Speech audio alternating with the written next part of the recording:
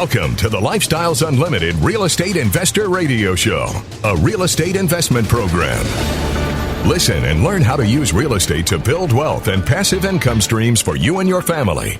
We bring you experts every day to discuss and answer your questions on everything from single-family homes all the way up to 600-plus unit apartment complexes. And now, the Lifestyles Unlimited Real Estate Investor Radio Show.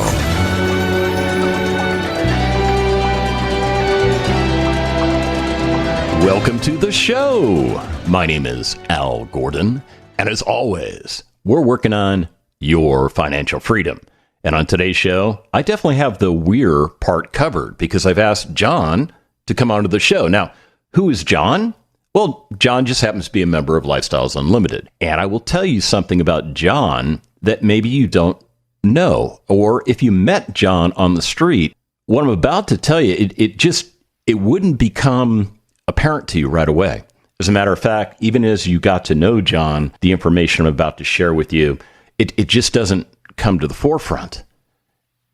And now that I've got your curiosity piqued, let's tell you what I'm going to tell you about John. John went about life completely different than what you and I are doing, or have done, I should say. So what am I getting at? Well, about 13 years ago, John became a member of Lifestyles Unlimited, and instead of going to college, like you probably did, John bought an apartment community. And instead of partying on Thursday nights in college, John, on Thursday nights, was on the phone with his mentor, with fellow Lifestyles Unlimited members, and with operations consultants provided by Lifestyles Unlimited, working on the managerial problems of his apartment community. So, how does this all come to fruition? Well, here's the end result. Today, John is in his 30s. He is the president of the Houston Apartment Association. He owns a lot of apartment communities, and I will tell you this, John has radically changed his life by doing the things that he was taught to do at Lifestyles Unlimited. So with no further ado, what I'm going to do is I'm going to bring John onto the show because I need you to hear John's story. I need you to understand that the things that John did, you absolutely can do yourself. And even if you've already gone to college, that's okay. We can start today changing your future. So with no further ado, let me bring John onto the show. John, how are you today? I am doing well, Al. Thanks for having me on. I appreciate that's quite the ramp up I have to live up to now for the next hour, whatever it is on this show. Well, I'll try and be gentle on you. Yeah, I do want to welcome you to the show. It's nice to have you back again. And if you would, John, just give us a brief scenario of how Lifestyles Unlimited changed your life early in your life and created the lifestyle that you're enjoying now. Yeah, it was a big piece. I love how in your intro you make it sound like college was this big mistake that people make, and you can go back and undo that mistake if you need to. It's really not the case, but that's kind of the way you laid it out. You know, growing up, I had an awesome family growing up, great parents, and when I graduated high school, my parents proposed the idea to me of, hey, rather than taking the kind of classic American route of going to college after high school and getting a job and working for somebody else, what would you think about exploring the possibility of taking these college savings and starting a business with it instead and getting some real life experience, which I didn't especially love studying, so that sounded pretty intriguing. And we really set out to find industry at that point more than anything. My family has no background in real estate at all. My grandfather started a steel service center in the 70s that my dad and his uncle run, and his brother run today. And so we had a little bit of the self-employment mindset, but nothing to do with real estate really. But through a friend of a friend connection, kind of found Lifestyles and realized that we were able to get a tremendous amount of education and really hit the ground running with the tools that Lifestyles provided in an industry that had always been kind of intriguing. You know, just it's not hard to understand. I own this piece of land. I own this building. I rent the building out. People pay me rent. It's not a complicated business model. And so we were able to get our heads around it well and learn some of the nuances. And so you were not joking when you talked about me calling mentors and consultants on a Thursday night. I utilized that greatly. And in fact, I'll talk about that in a second. But so when I joined, pretty immediately we got busy with single-family investments. So this was 2007, middle of the subprime mortgage crisis. You could buy an investment home for $30,000, $40,000, $50,000. And so we bought, I think, 7 homes in that first year. So our first offer was the Sunday night of the 2-day class. We got home and got all amped up and found a house and emailed a Lifestyles realtor that night and said, I think we want to make an offer on this one. And we did end up purchasing that one a little while later. But anyways, after doing the single families for a year, we realized we wanted to keep growing in this, and I probably wanted to make this my full-time gig. And so we transitioned into a 50-unit apartment complex in a not-so-great part of Houston. But I got to really get my feet wet then and with learning how to run a business more than just kind of rent out some single-family homes.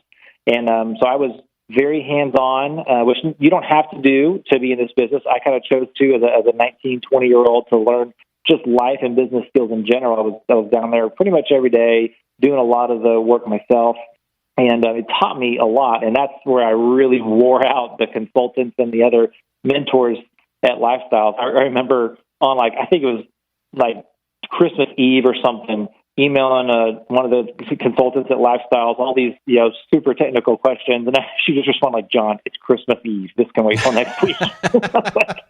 Bless her heart. I think it was killing Gunn at the time, and she was like, "Oh my gosh, you're right. This is crazy. What am I doing?" And but they're so generous with their time. Both the paid consultants and just the other members that I met there, being extremely gracious, sharing their business secrets, their business knowledge, taking my phone calls, answering my dumb questions. I mean, everything from as complicated as how do I go about replacing this employee to everything as simple as how do I properly format an email signature line. And they were there for all of it. So it was a huge piece that I'll be forever grateful for. So then from 2008, which is when I bought that 50 unit, to 2012, I did end up getting a college degree studying online at night. So I kind of will work all day and then study all night. And Wait a minute, John, hold on. You went to college? Holy smokes. I did. This is going to mess up my story. Okay, we're going to regroup. We're going to come back from the break. We're going to find out, why did John go to college? Stick around.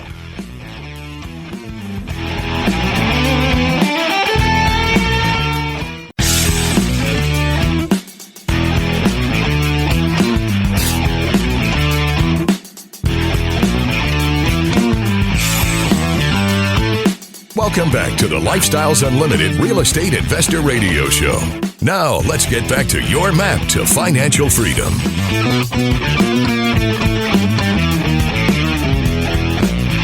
Welcome back to the show.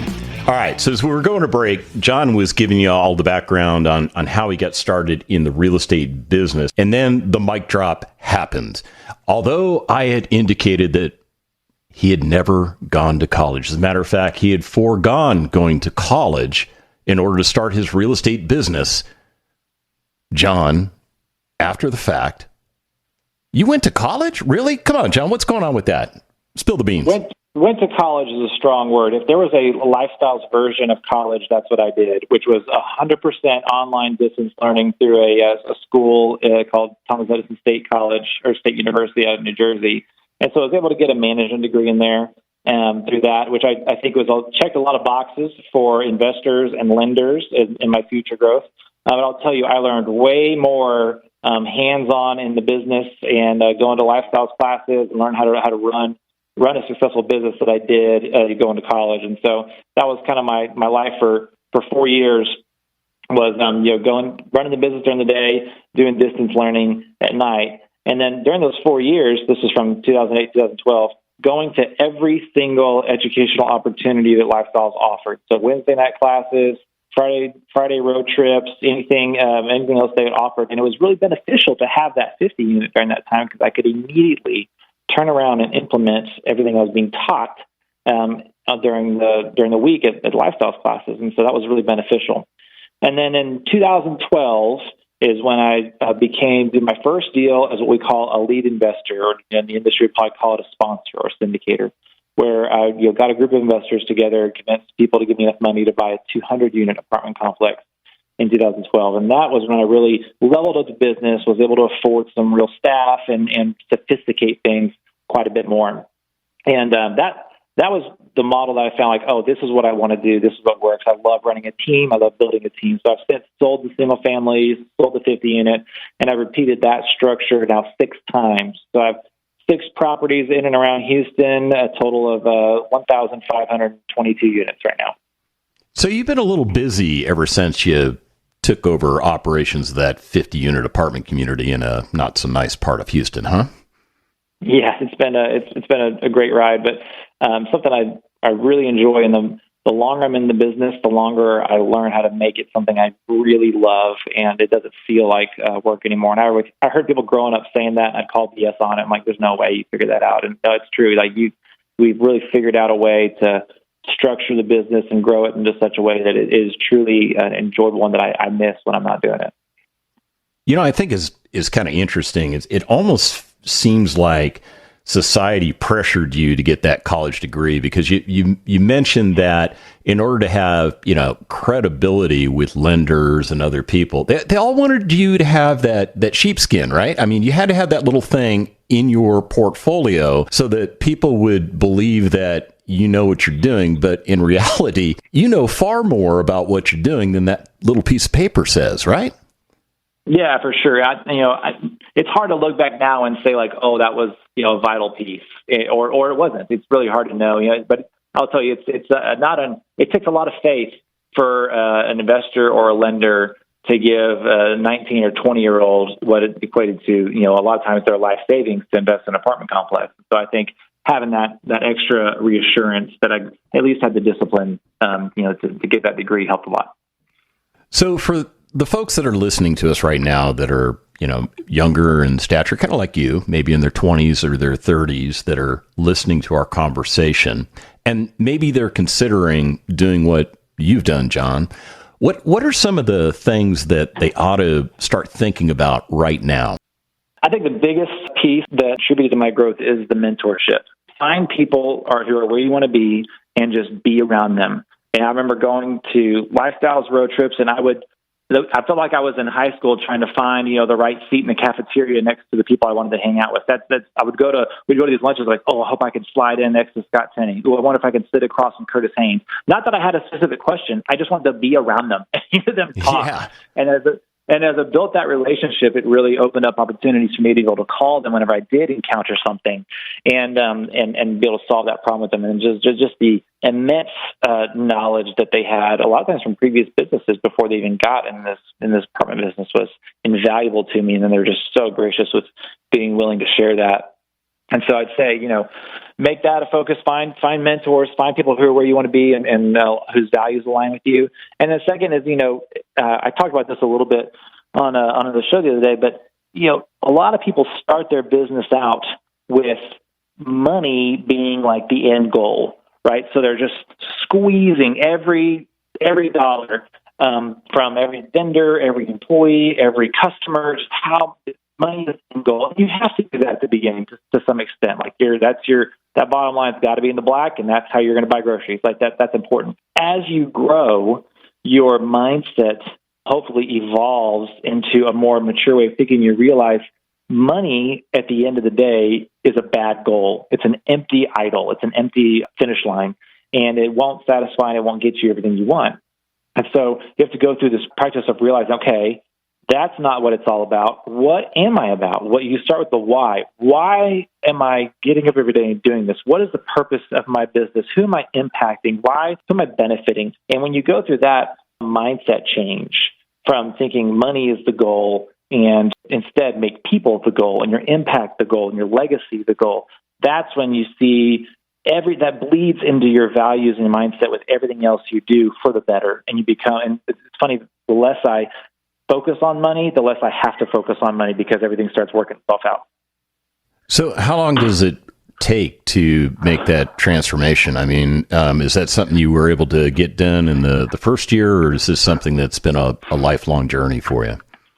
It's not something you do and you flip a switch and then it's done. It is a continual process of resetting that paradigm and resetting your mindset and your worldview and the end goal. And I'm doing that, all the time. And so, what I can remember a specific time period after I was a couple years into the business. I think I had 2 deals. We were starting to grow. We were starting to have some success, and really sat down with my leadership team, and we went through, anybody who's been through it knows, the painstaking process of writing out like a vision and a mission statement and, annual goals and 10-year goals and why are we here and what our values are and our, company priorities and things like that. And so that's how mission statements come about and value statements come about, which don't mean anything to anybody that didn't write them. We see mission statements on companies' websites all the time, and we scroll right past it because we don't care.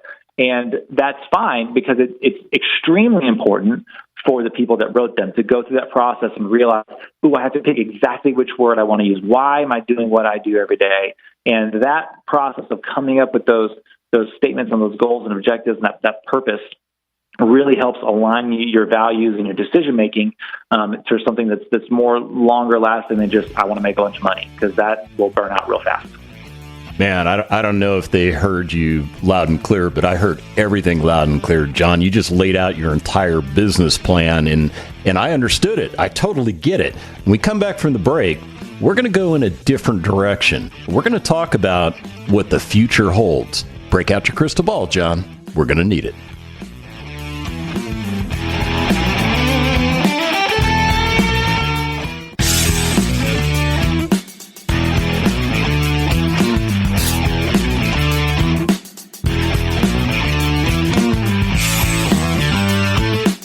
Warning, listening to the Lifestyles Unlimited Real Estate Investor Radio Show will change your life. We will teach you how to create wealth and passive income so you can be financially free. And now, back to your host. Welcome back to the show. Hey, I just want to remind you that if you missed part of this show, or if you missed any of the previous shows, because, you get busy in life, we understand that, go to lifestylesunlimited.com. When you get to lifestylesunlimited.com, click on the radio tab. Every one of our radio shows is repackaged into a podcast for you to listen to anytime that you want. So go to lifestylesunlimited.com, click that radio tab, and you'll be able to pick up all of our shows from all of the Lifestyles Unlimited radio show hosts, to include the great Del Walmsley. Now, if you're just joining us today, you're in for a treat, because I've been talking with John. Now, John has been a member of Lifestyles Unlimited for about 13 years, John? Is that about, am I right? Am I even close? Yes, 13. Okay. Yep, 13, 14 years. And the reality of it is this. John did things completely different than the majority of us did.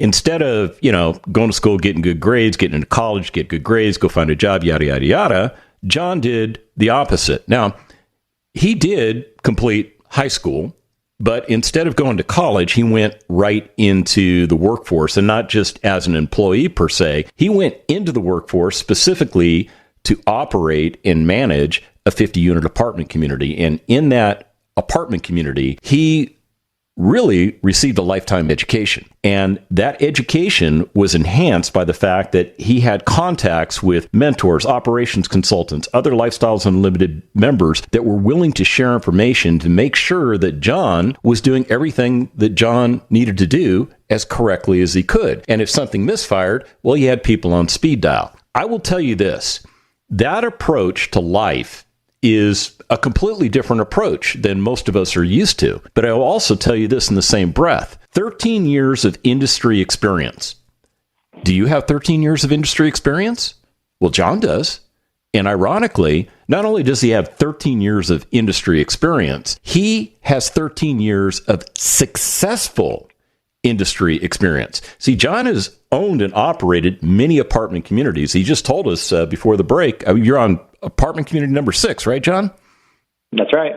Okay. So he's got 6 apartment communities under his belt. And you're probably thinking, all right, let's get into John's mind. Maybe we can get John to tell us how he pulled all of this off. John, what do you think?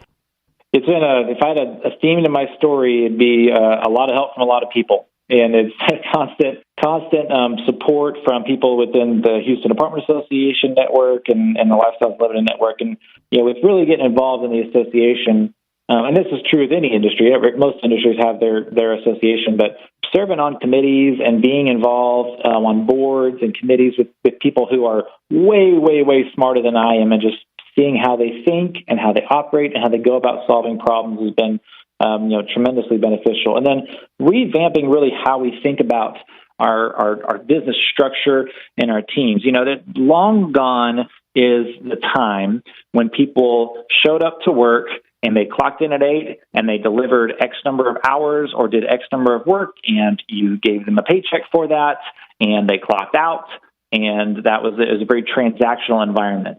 Nowadays, people, you can say it's for better or for worse, I don't really know, this is how it is, I'm reporting the reality.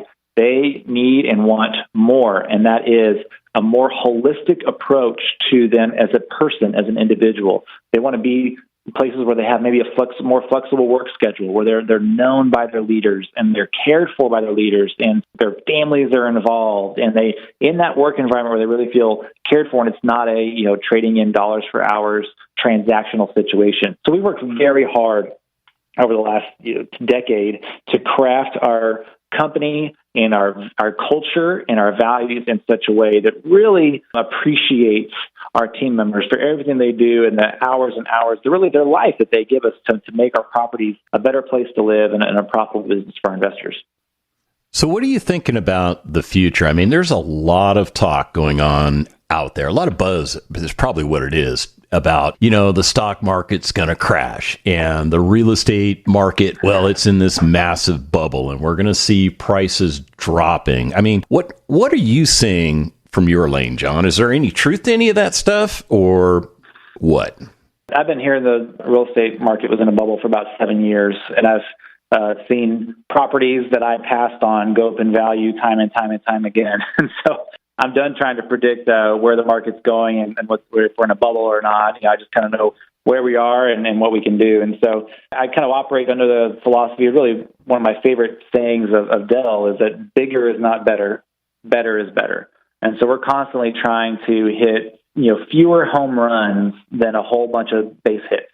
I'm not trying to get to this big unit count or this certain size. I just want to consistently deliver a quality product to our customers, a quality investment to our investors, and a quality job or employment to our team members. And so that's kind of where our focus is. I'm not as worried or concerned about, oh my goodness, are we in a bubble or are we not? What's the future going to hold? I can't control that, and history has proven I'm pretty bad at predicting it. So I'm just working with what we got.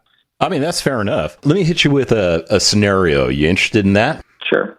Okay, so let's say we wake up tomorrow, the stock market has fallen 40%. The banks are announcing that they're going to be chaining all their doors shut. Don't go to your apps and try and take money out because we're not going to give it to you. How does that affect your business? I mean, it affects it, but I'd tell you, in any kind of the economical crisis situation, there's nowhere I would rather be invested than B and C class multifamily. Because no matter what happens, people always need an affordable place to live. And so if something goes terrible and the economy does really poorly, then you have a lot of people who lived in homes that they maybe lost, or in higher-end apartments that are all of a sudden going to be looking for how little can I pay for a home? How can I downsize? And then my product becomes very desirable. And in the reverse time, like we've experienced here recently, when you have people doing very well, and or the economy is doing well, people who maybe lived in a less than desirable home and they want to upgrade into something that's a little more clean and safe and functional, then all of a sudden my product becomes desirable again for people moving up. So when you're in that middle kind of market space of you're not the cheapest, you're not the most expensive, there's always demand for your product because we provide an essential service, which is housing. What will a customer see when they come to one of your units? I mean, does it look like the Taj Mahal, or what do your units look like? We focus a lot on clean and functional. We're probably not going to have a lot of buzzy smart home technologies, but your AC is going to work, and your drains are going to flow, and the cabinets are going to open and close, and it's going to be clean. It's going to smell nice. And so we try not to promise anything crazy. We do have some granite countertops. We do have some black or stainless appliances. We do provide some upgraded product types. but we're by no means trying to compete with these new constructions going up everywhere that have, just some crazy amenities and all these smart home features and things like that. And there's anything wrong with that at all. That's just not our niche. I think it's real important to figure out what you're good at, define your niche, and then stay there. And it's really tempting to go chase shiny stuff, different product types or different areas of town or different whole different industries.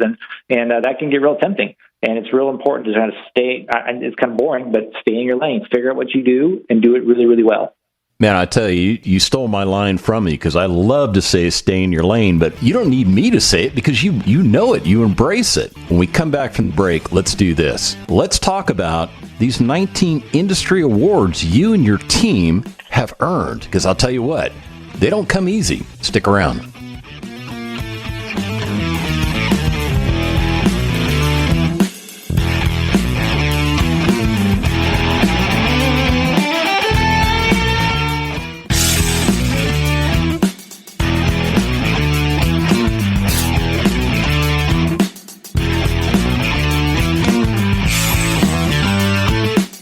Welcome back to the Lifestyles Unlimited Real Estate Investor Radio Show. It's time to turn up the volume and fine-tune your passive income plan so you can create the lifestyle you've always wanted. Welcome back to the show. All right.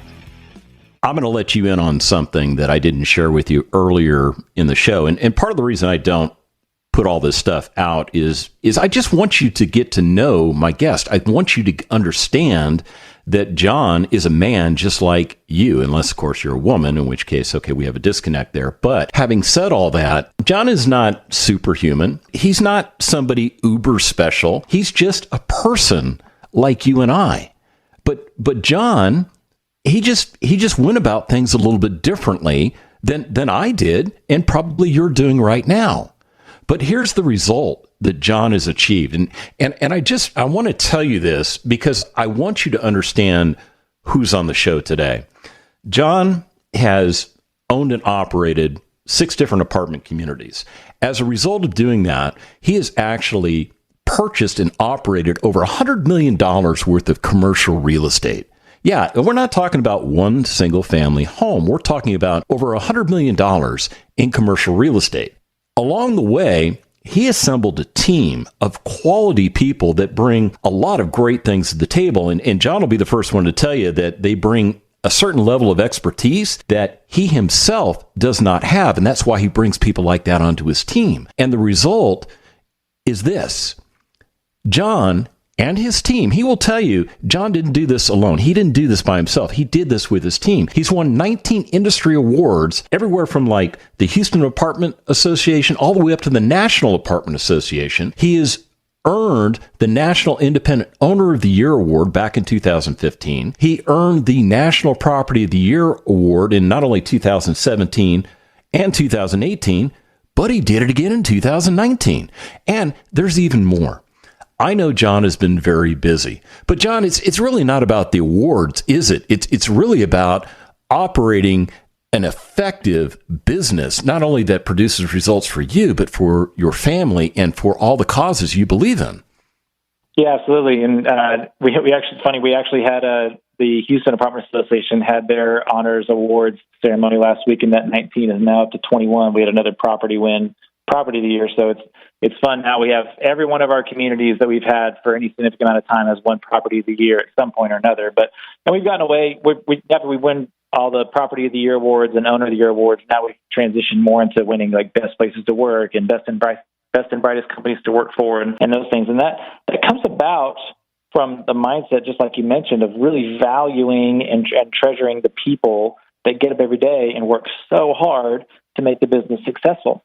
There's a lot of business owners or businesses that have the mindset kind of creating this machine, and people are just part of the machine. There's that popular book called The E-Myth by Michael Gerber, which I love and which I recommend to every business owner, can have a tendency of creating a business system wherein there's this consistent, repeatable process, and you can have a tendency to lend itself to building this machine where the people are just a plug and play piece of the machine. And if you're not careful, that can lead to a mindset of seeing people as replaceable and just as not as a holistic individual. And that's where I think a lot of businesses can go astray, because I will tell you, we've experienced that a whole lot this year. But, the news media has been calling it the great resignation of people leaving their jobs that they've been unhappy with because there's still many jobs available now.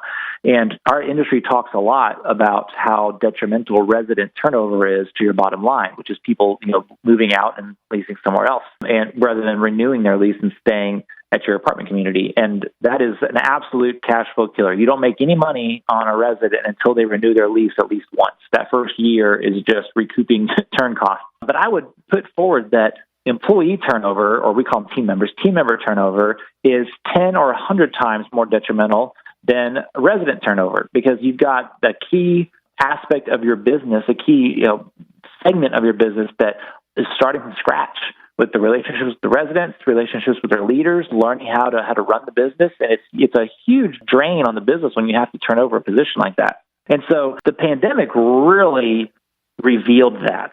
Any stressful event like COVID uncovers people's really true values and who they really are. That stress is a great revealer of those things. And so the work that I and we and my team have put into relationships with our team members and with our residents for the last years and years and years have really paid off during the pandemic, because we saw less unpaid rent than a lot of other communities. We saw a lot lower team member turnover than a lot of companies, and that has really allowed us to come back swinging out of this pandemic. And we over the summer, we hit a time when every one of our properties was 100% occupancy. I got 1,522 units across the city. Every single one of them at one point had a paying customer in it. And so we've had low employee turnover. We're at pre-pandemic operational levels, and that has really been a testament to how important and vital having those priorities straight and having those values right are. Seeing money is not the bottom line, providing that holistic family culture atmosphere for these people to come to work in is what really matters. You've built up your management company into more of a more robust company. I mean, no longer does your management company just manage one particular property. You're managing all of your properties, correct? Right. Okay. So what does it take to get to that level? I mean, is that a level that anybody just starting out could achieve, or is this something that you achieve over time? No, it's something you do over time. You build it piece by piece. And I am not the poster child of the rapidly growing company. I like slow, controlled, smart growth. I don't want to be the first one through the door on something, and there are other people that do that and thrive. And there's nothing wrong with that. My philosophy and my style is more like, let's make sure we're making the right decision before we move forward to something, especially something like with the technology piece. But, the company piece has been a lot of work, a lot of help from a lot of people, and a lot of constantly defining our values. How are we really going to make decisions? What's important to us, and what's the end goal? And that's starting with the why of everything you do is so important in defining that. What do you think is going to happen if interest rates start ratcheting up?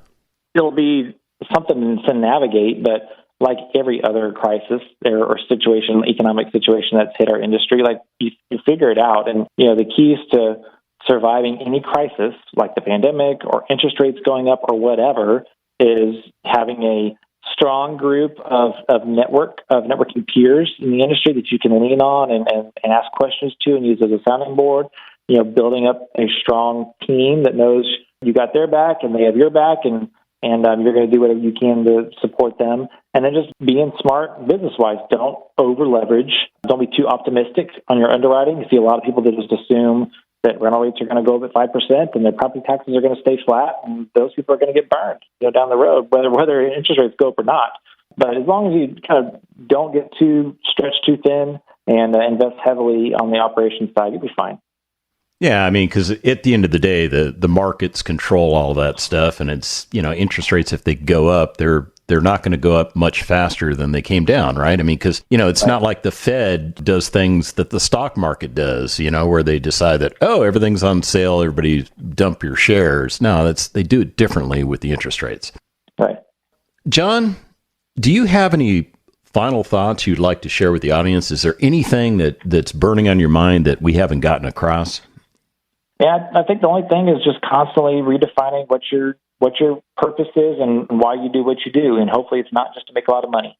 We see a lot of people do that. That's the end goal. They want this, certain house or certain car, or be able to go on these vacations or on a boat or whatever. And I just think that's such a sad, small goal.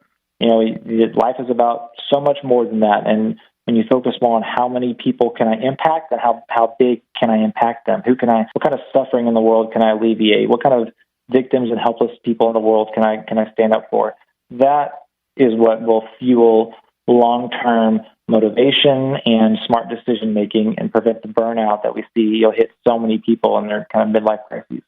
I'm 100% right there with you. I agree with you on everything you just stated. So what are you looking for your next investment? I consistently look for anything that I think fits our mold. We talk about staying in our lane. My lane is I don't buy outside of Houston because that's where I live, and I don't want to travel for work, and I don't want to make my team travel for work. We're B and C multifamily with some kind of upside, which means I'm not going to buy a Class A. I'm not going to buy, in certain parts of town. I'm not going to buy a self-storage unit. I'm probably not going to buy a commercial space. Those things get tempted all the time. I'm not going to take on third-party management contracts, which I get asked to all the time. We self-manage, and we only manage what we own. And so, hey, John, I got to cut you off because I'm hearing the music in the background. I want to thank you for coming on the show, and I want all of you to understand that you can do exactly what John has done. Just go to lifestylesunlimitedworkshops.com.